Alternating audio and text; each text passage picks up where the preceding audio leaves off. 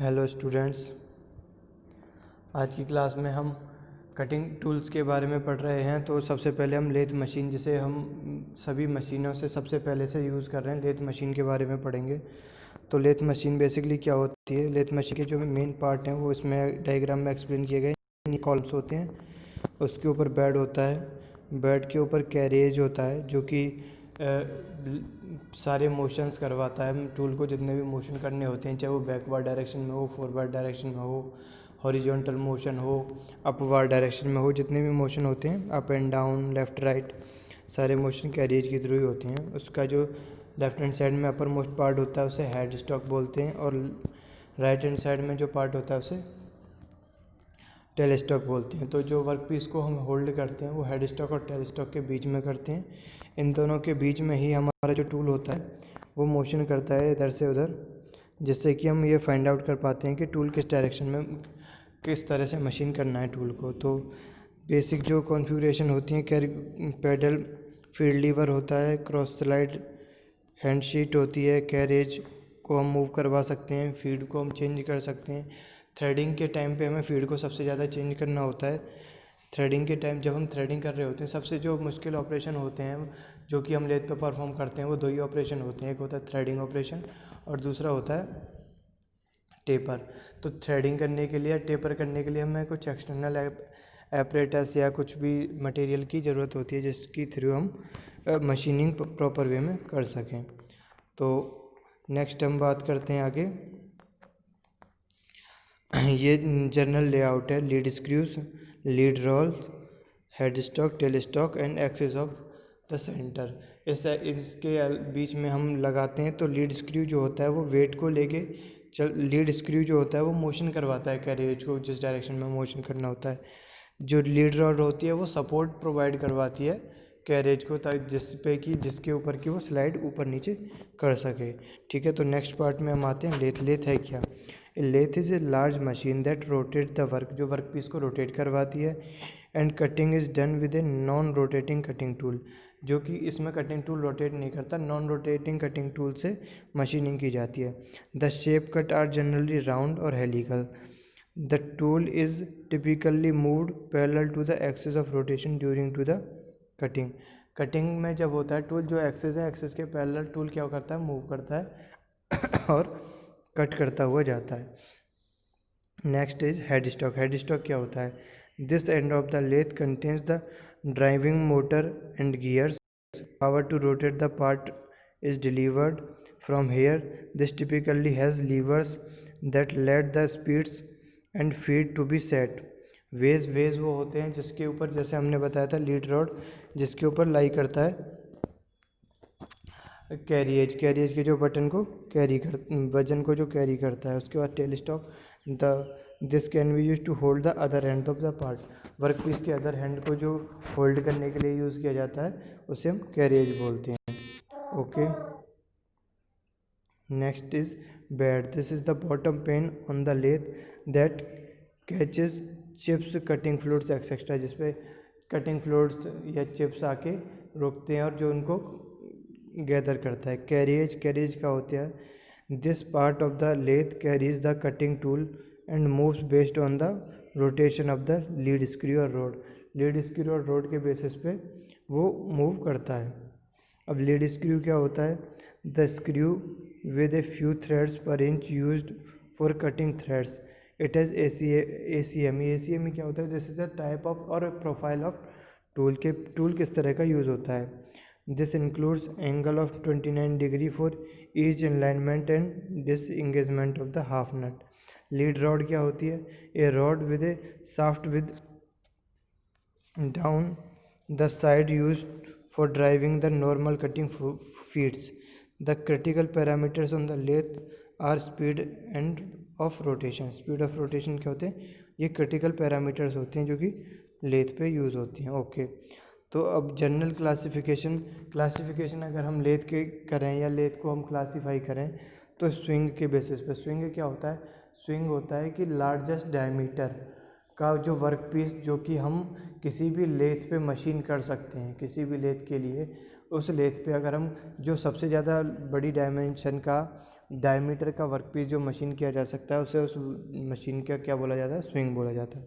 Distance between the centre, जो head stock है और टेल स्टॉक है जहाँ पे टूल को पोस्ट किया जाता है, उन दोनों के बीच में जो डिस्टेंस है वो लॉन्गेस्ट डिस्टेंस कितनी है किसी मशीन की, उस डिस्टेंस के बेसिस पे हम क्या करते हैं, लेथ को क्वालिफाई करते हैं, कुछ क्लासीफाई करते हैं। Length of the bed related to the distance between centres, between centres के बीच में जो लेंथ होती है। Power, high power, low power, intermediate power, इस तरह से पावर के बेसिस पे भी हम लेथ को डिफाइन करते हैं। अब नंबर ऑफ स्पिंडल स्पीड, तो स्पिंडल स्पीड जो होती हैं लेथ की वो अकॉर्डिंग टू ज्योमेट्रिक प्रोग्रेशन होती है, यानी कि ए आर स्क्वायर इस तरह से डिस्ट्रीब्यूटेड होती हैं। तो अगर हम ये मान लें कि n numbers of machine use कर, n number of speed spindle की अगर हम यूज़ कर रहे हैं और जो मिनिमम है वो N1 है, तो सेकंड क्या होगी, N2 क्या होगी, N1R, N3 क्या होगी, N2R या N1R स्क्वायर। तो ऐसे ही N क्या होगी, यानी कि मैक्सिमम क्या होगी, N1 इंटू में N⁻R-1। तो स्टेप रेशियो क्या होगा, R अगर हम पढ़ें तो वो होगा N maximum upon N minimum into में 1/R⁻N-1। The value of step ratio are standard जो होती हैं वो होती हैं 1.6, 1.12, 1.26, 1.41, 1.58 एक्स्ट्रा, ये सारी स्टैंडर्ड वैल्यूज़ होती हैं। ओके, तो अब नेक्स्ट अगर हम बात करें ऑपरेशंस की तो टर्निंग ऑपरेशन आता है। टर्निंग ऑपरेशन में क्या होता है, हम टूल को वर्क पीस की जो एक्सेस है उसके अलोंग डायरेक्शन में मूव करवाते हैं। टर्निंग ऑपरेशन बेसिकली किया जाता है किसी भी वर्क पीस की डायमीटर को कम करने के लिए। डायमीटर को कम करने के लिए जो ऑपरेशन किया जाता है उसे हम टर्निंग ऑपरेशन बोलते हैं। जैसा कि डायग्राम में शो किया गया है, हम टूल से कट करते हुए जाते हैं और टर्निंग होती जाती है मटेरियल की, और उससे क्या होता है नेक्स्ट इज थ्रेडिंग। अब थ्रेडिंग क्या होता है, थ्रेडिंग सबसे मुश्किल जो वर्क होता है वो करने के लिए उससे वो थ्रेडिंग होता है।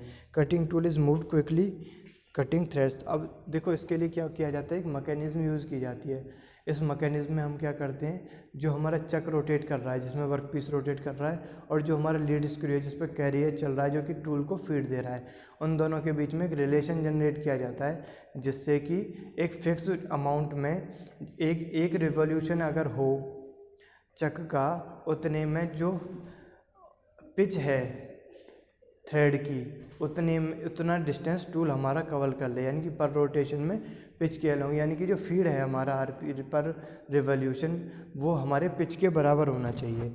तो उसके लिए हम क्या करते हैं, देखो यहाँ पे ये आप देख सकते हो जो चक रोटेट कर रहा है, चक को हमने गियर से कनेक्ट किया है, उस गियर को फिर हमने अनदर गियर से कनेक्ट किया है।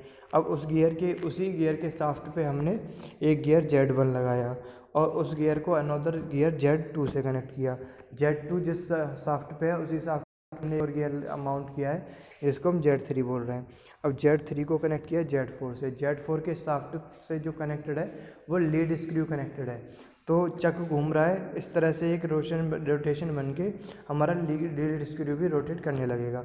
अब उसमें भी गियर्स अलग अलग होते हैं, जिस हिसाब से हमें पिच देनी है उस हिसाब का हम गियर यूज़ करेंगे, जिससे कि हमारा जो फीड है वो हमारे आरपीएम से इस तरह से रिलेट हो जाए कि 1 पिच के बराबर हमारा फीड हो जाता है।